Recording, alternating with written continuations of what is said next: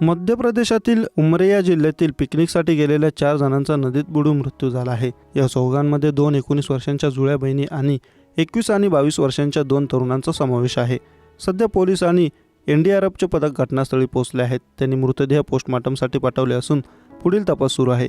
मध्य प्रदेशातील उमरिया जिल्ह्यातून एक धक्कादायक घटना समोर आली असून उमरिया जिल्ह्यातील पिकनिकसाठी गेलेल्या 4 जणांचा नदीत बुडून मृत्यू झाला। या 4 मृतांमध्ये 2 जुळ्या बहिणींचा समावेश होता। चौघांचे मृतदेह पाण्यावर तरंगत होते। ते पाहून येथील नागरिकांमध्ये एकच खळबळ उडाली। यावेळी पोलीस आणि एनडीआरएफचे पथक तातडीने घटनास्थळी पोहोचले।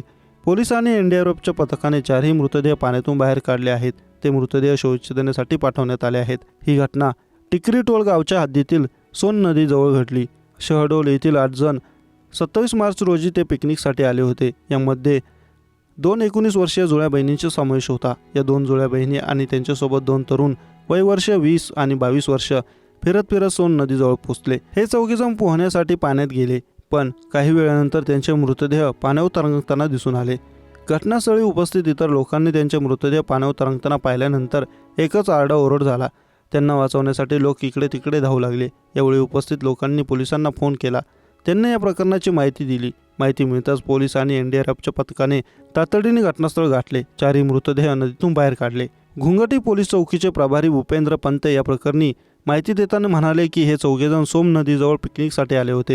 यावेळी त्यांचा नदीत बुडून मृत्यू झालाय। आंघोळ करण्यासाठी हे लोक खोल पाण्यात गेले असावे।